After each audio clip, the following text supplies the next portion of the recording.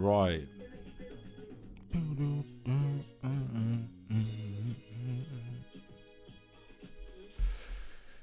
Rio's come out. He's stepped up, hasn't he? Rio Ferdinand, finally a Sir Alex Ferguson student has come out and gone against the players. Somebody has finally come out. And in a direct might be a bit strong, right? Because he's right with exactly what he's saying. The Man United players, the 5/6 of this squad are like not fit for purpose, right? Or okay, maybe like half are completely not fit for purpose. And he's saying that if you're going to be getting rid of old staff that hold this nostalgic feel, they've been there 20 odd years, you're going to be getting rid of Ashworth like this, then be ruthless with the players. And then how interesting is it that once Ferdinand comes out and says be ruthless with the players, then you start hearing noise about United are soundly selling Rashford in the January transfer window and have been soundly selling him from even in the summer. So it's interesting, isn't it, how these little news stories all kind of fold into each other. But it's really refreshing to hear, and again, an old Man United stalwart, legend of the club, right, to come out and really get the fact that he's used the words obviously that he used, the profanity obviously that he's using, amazing, right? But yeah, that really kind of hits home so much more for these players, I should imagine, because he's obviously, they're like, who is he talking about? Is he talking about me? He ain't talking about me, is he? It's one of them.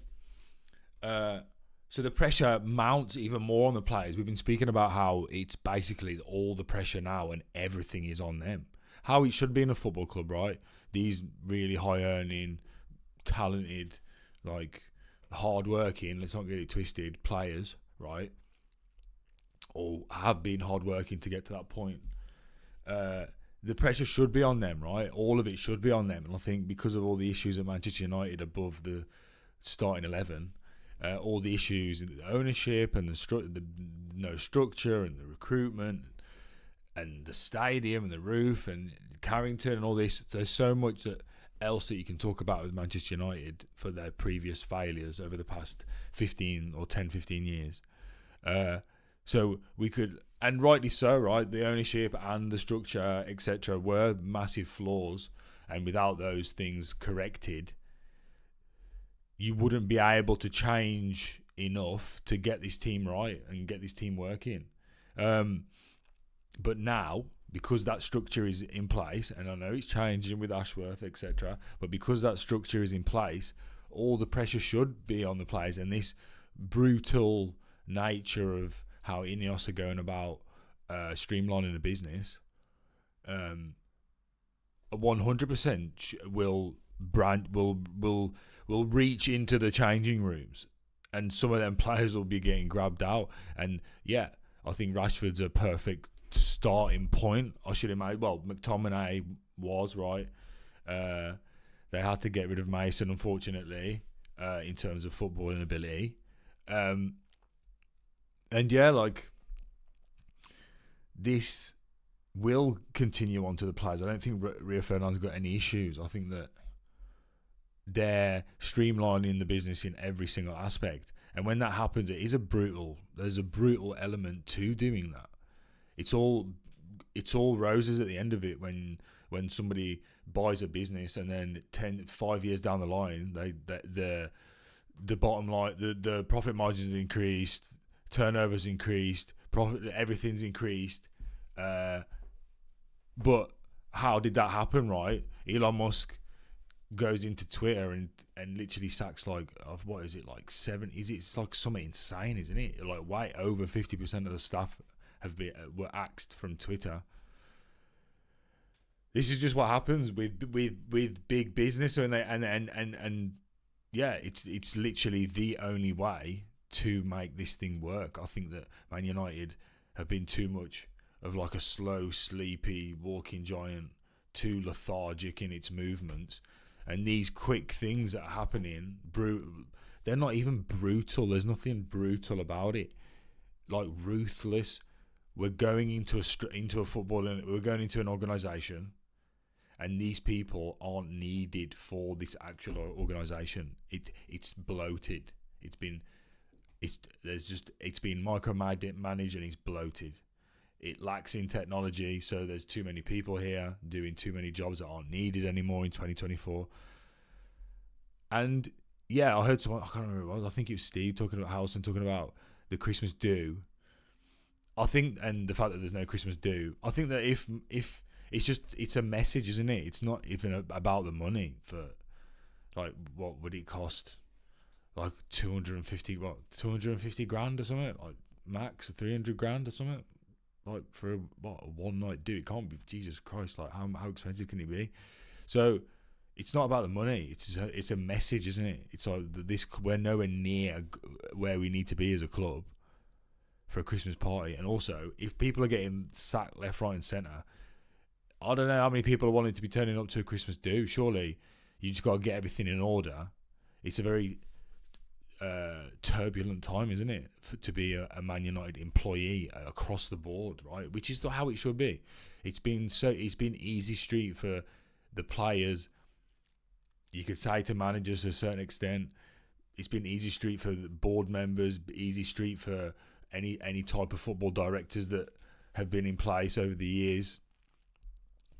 And now things are changing, and it's things are a bit more strict. Everything's more direct. Everything happens quicker. Like, these are things that we all wanted and longed for. So while it's happening, right? Because this is the thing. It's gonna. I'll put here. It's gonna hurt while it's happening.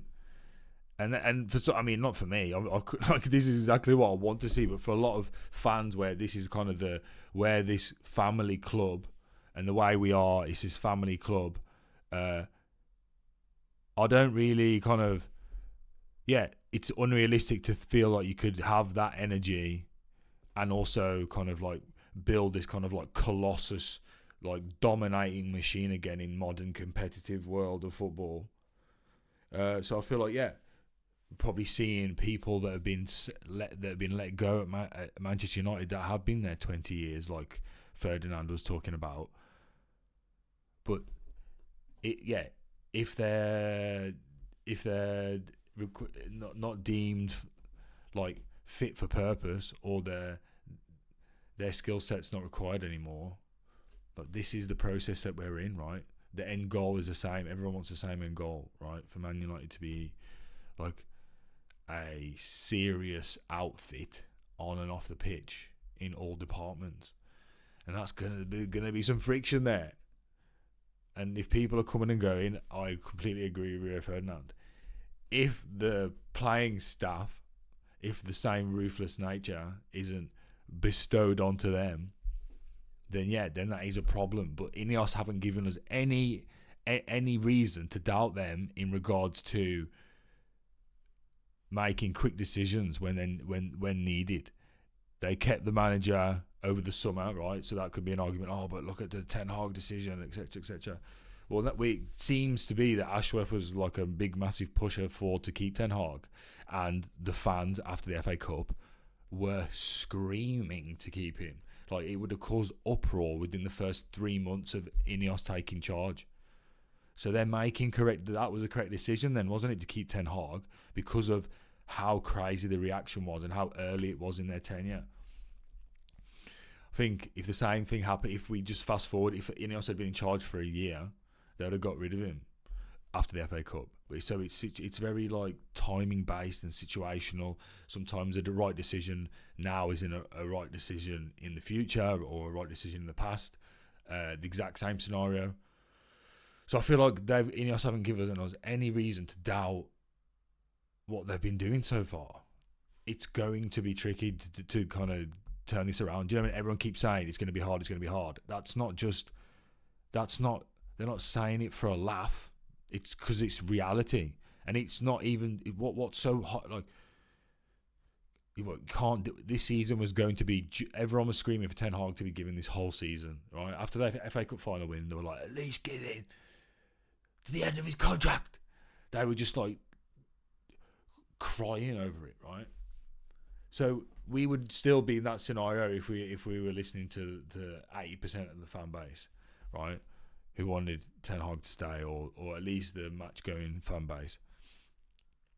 So now we're in this period of turbulence, and it is a pretty much a write-off season, it seems. Getting into the top four, it's a weird season, right? So anything can happen. And it seemed after the first couple of games, it was kind of there. But I feel like, not having Europe, it's tricky, isn't it? This season it feels like a write-off, but also it doesn't feel out of reach for United to be able to go on a run if they can sort out those number 10 positions, like we talk about every video. It's a tricky one. It's an experimental season. We do need to be trying to go, obviously, it's very obvious. We need to be aiming to get into some sort of European spots. But I think it's more about feeling the pain of certain things, whether that's seeing the performance on the pitch, seeing the lack of quality in forward areas, and it not trying. No, we're not trying to cover it up. We're not trying to sugarcoat these players. And maybe Amorim is just playing the traditionals for the first X amount of games. Imagine if he does this. Like, I hope he does. Imagine if Amorim's like, right, so we've seen your boys that you all love. So we've seen Rashford, we've seen Garnacho, we've seen Højlund, and we've seen Bruno, right? So now you're the quartet that was probably then the final nail in Ten Hag's coffin. That quartet, that's the old guard, right? Like, if we're going to be ruthless, let's do it properly. That's another thing, right? Let's not start shooting the wrong people here, like figuratively, right? Jesus. So let's make sure that we're axing the correct people, right? The correct profiles, and getting rid of McTominay and getting rid of Rashford, hopefully in the January transfer window, and then being able to get some maybe a player in, hopefully someone in that 10 position. I think it makes complete sense for Rashford to go. I think Rashford's been underwhelming for the majority of his Manchester United career. He's had two or three. He's had one very good goal scoring season, and then two others that are like pretty good ones. I think getting 30 goals in all competitions in 2024 or 2021 or 2022 or 3 or whatever, when he did it, I think it's a lot. That figure was like so much harder to achieve, like even 10 years prior, right? So I think that you got to take it with a pinch of salt, but it's still a very, very good season when you score 30 goals in a season. I don't think Rashford's ever really had a world. I saw Howson say that that's like a world class season if you score 30 goals. I think it's like a world class goal scoring season. But like, how was the rest of the game? Oh, it doesn't matter. It was 30 goals, so it's world class. No, but we need to know, don't we? What was it? What is he like? Were his performances matching? Like, was it because he was playing so well? Then 30 goals were a byproduct of that. Oh no, it was more like Rashford was. It was popping up in right areas, purple patches, a few good goals, but I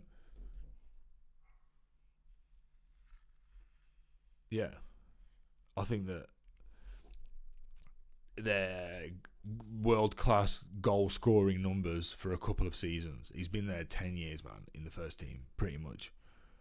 It's pretty much 10 years, bro. And, I don't feel like... So he's on 340 grand a week or something ridiculous. And I think that if Rashford was on another team, so the Rashford fans... And this Player FC is out the window, right? So I shouldn't even be like egging that on, because I think within the arse it's important for it just to be like really objective. But just to kind of put the shoe on the other foot, if Rashford was at, I don't know, Chelsea or Arsenal, and he was on 340 grand a week, and he was putting in performances that he was putting in for United, United fans would be slating him, or like slating Arsenal fans, the fact that they've got this player that's on 340 grand a week that's doing nothing. I think Rashford lost his pace. He lost then not obviously he's still a quick player, but he's not. He can't just blaze past people anymore. Otherwise, he would be doing it, because pace is the ultimate leveler, right? It gets you out of trouble. It puts you in great positions. It's something that every player fantasizes about having if they don't have it. And you have to work so much harder up here in the mind if you don't have it. Rashford had this insane, blistering pace when he first broke onto the scene, and also was insanely hardworking and humble kid, right? And who had a decent connection on the ball when he struck the ball, right? He was always trying to knuckle it a bit too much, but he had that side foot, and then he could put his foot through it. So he looked like a decent-ish enough finisher, lightning quick, covered loads of ground, worked his arse off, and was obviously one of the boys from Manny. But then, and that was when Lingard would like playfully bully him and call him Beanhead and all that stuff, and that was when, and then there was a transition. Obviously, the Man United fans, because they're like such a loving bunch, and I'm obviously a United fan, but the match going fans as well. Like, this is one of their own, and he looks like kind of like a really good player if you kind of squint a little bit. And at the time, he worked really hard, lightning quick. Like, he was like lean as hell, but lightning quick. Hadn't filled out yet, obviously, and he was like a real asset, and he was dangerous. But then as the years go by, he started kind of, and I think around the PSG games and stuff like that, and then a bit of sometimes the Mbappe comparisons that don't help, obviously. And it's funny enough, like that archetype of player, them two, it's not good. They can never be classed like world class when your technical level is at that point. But yeah, around that PSG game, he started and he scores, and he does, like, he scored against them a few times, and I feel like he started kind of he literally started walking differently, which happens with players. So this is not me trying to dig out Rashford. I'm just trying to like timeline it. Players do, when they achieve stuff, they do start walking with a different swagger. Like, it happens, and it happens in life with people, whether they've got a big massive business, they've finally started doing good numbers, or, you know what I mean, they've got the banger of chick. So that's where, like, people start walking differently, and Rashford started walking differently, and he started doing I'm not going to do much off the ball, and then when I get it. But the idea is, if you're going to be that player that walks about, yeah, and does that cool, like, listen, I'm walking here, boys, so just, yeah, like, hold me up in terms of, like, off the ball, but when I get it, watch the magic that comes. Like, if you do that stuff, that's fine, but, like, that's not. So Rashford basically walks around like he's got magic at the end of his boot whenever he's going to get the ball, or, like, mad threat, or even, like, the desire to do it. So it's like, if you haven't got the threat anymore when you get the ball, then at least be like a Mason Mount. You know what I mean? Go back to your roots, man.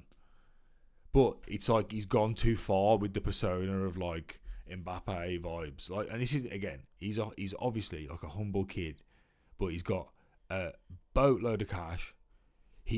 Man United fans have made him feel like a god, and like he was the next coming. They really did, and I understand, and so I feel like that, yeah, it just pumped his persona up, and I feel like maybe Rashford's, like, stardom and his kind of, like, fame is probably, like, higher than his abilities, and I feel like he's lost that yard of pace, which he has, and then that's really put him in, like, a real predicament. There's a video of Michael Owen speaking about when he lost his pace and how horrible it was, and, like, how certain things he would want to do. And I know Rashford's is nowhere near as severe as what Owen has went through, but Rashford, he filled out for starters, so he wasn't like this, like, skinny whippet type frame anymore. So he filled out, and then and I think maybe he's leaned out a little bit more recently. But there was a point like 2 years ago where he was like a bit of a unit man, like in terms of, because he's like pretty tall man, and he wasn't like a rake anymore, like a proper rake in footballing terms. Because they've all got to be like semi rakes, obviously these days. But essentially, however you want to get to the final answer of that he slowed down, that's what's happened.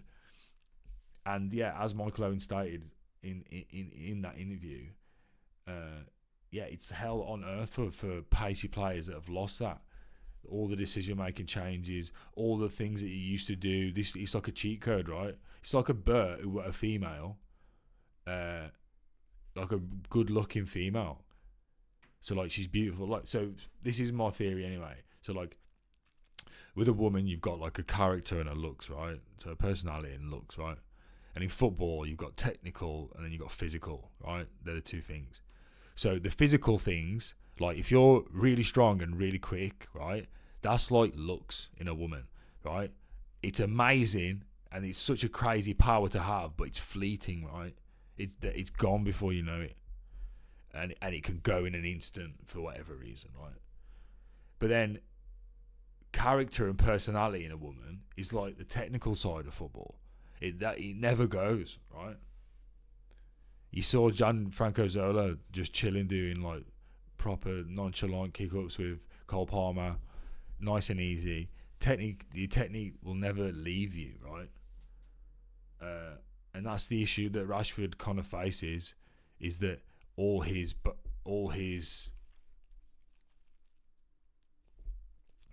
like ways to good play were all based around pace and earlier in his career hard work. He hasn't got the blistering I can go past you at any point pace anymore, and he hasn't got the desire and will to do the hard work anymore. So in two different ways, he's got to them in two different ways. One is the physical, so the like in a woman, the good looks, so they're fading slowly, but they're fading. And then he hasn't yet got the desire to work hard, and that's obviously like another element of my equation of like physical and technical. But if you understand, I mean, it's not hard to understand, but yeah, if that kind of like metaphor makes sense, more technical ability is like a character in a person, and then your speed is like good looks. It's amazing to have, and it opens up a lot of doors, but it's fleeting, right? And it can be taken away from you at any instant. But your character and your personality, like that's something that's like honed and something that stays with you, right? And I think, that's why the technical players, it seems they can transition into different positions easier, and they just seem to, they've had to build a relationship with their brain on the pitch more. And I feel like that's something where Rashford's probably struggled, where he hasn't ever had to really build a connection with his mind, with the game, because it's so instinctual, and his speed would just be like, wherever he looked, he'd just transport there almost at one point when he first broke through. And that speed is like really kind of intoxicating, and you do well to kind of like try and make yourself a more rounded player. But you've had that speed all the way through your growing up, right? So it's not like you suddenly became quick. Whoa. Yeah, it's not like you suddenly became quick. It's a matter of you've developed your whole football game, your whole life, based on the foundation of speed. So I think it's a good thing that Rashford's probably going to get moved on. I reckon if we can get like 50 mil for Rashford, that's really good money for Rashford, I feel like now. In terms of his form and how much a team would have to pay him in wages, he wouldn't take a penny less than 250 grand a week. So a team ain't going to be spending more than 50 million on Rashford. Not a chance in hell. What else we got? But just what we touched on before we went into that Rashford rant. I think that Radcliffe, Berardi and Amorim will get this club team right, and I think it's a really strong spine in the club. The three decision makers really on every level, and then we'll see who comes in as sporting director. But yeah, I feel like they'll really, really, really care about making this work. And I really think that those two boys there, Radcliffe and Barada, man, are spot on for this. Like, from just obviously all we can go off interviews and decision making and body language and all this kind of stuff. So putting all that together, which is obviously a very kind of like broad view that hasn't got any like detail or nuance. But I think they're the right guys, man, and I believe in it, and I believe that they will really want to make this work, and they can, and they've got the capabilities, and they've got the temperament for it. It seems so. We're happy with it. Yeah. In regards to the team, I mean, yeah, he played. Right. Personally, I want to see that. Like, that's how I want to see it. And then obviously we can play Yoro or Martinez, but yeah, I need to see Mainu and Ahmad in these tens, or we need to see some different. If we end up seeing, like, if we just do it again, you know what I mean? So Casemiro will play, but if he just goes like this, right? So we'll play Mainu. Bruno, he just keeps going on about Bruno can play all the time. Bruno can play all the time, and he's like, right. We like doing it this way, actually.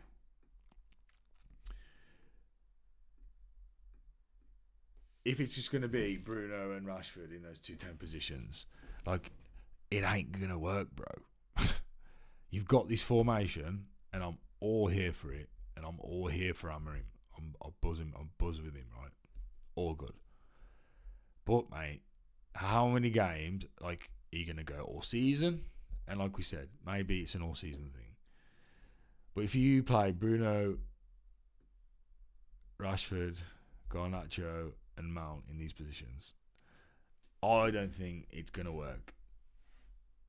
It's just not going to work, mate. So these are the guys that should not be playing. So please, God, can we see Ahmad in here? Surely, after that game against Nottingham Forest, you're like, right, that can't happen again. Right, why aren't we creating? Because there's no one creating them spaces. We need Mainu and Ahmad in the tens, mate. My God. Bruno can't play deeper either. So get the main man, Ugarte, in, chilling. Casemiro, Ugarte. We saw it work. Do it. Play Dallo in his position. Let's just go with good athletes on either wing-back positions. This is solid, mate. Just play it, honestly. Play Euro, do you know what I mean? Like, however you want to play this back three. But yeah, that's what we need to see. We need changes in their positions, different player profiles. The only profiles we've got to play in their positions is Mainu, Ahmad, or Xerxes in those tens. But I'd rather see Xerxes up top, Mainu and Ahmad in them tens. That's what we want. That's what we've always wanted. That's what we need. And yeah, Villa. Leipzig have lost every single game. I don't really understand how it's working, but I think Villa are going to win 3-1. Leipzig aren't doing great. I mean, Sporting aren't doing great. 2-2. Actually, no. 2-1. They'll lose again. All right. Sporting doing pretty well this season. 3-0. Big game.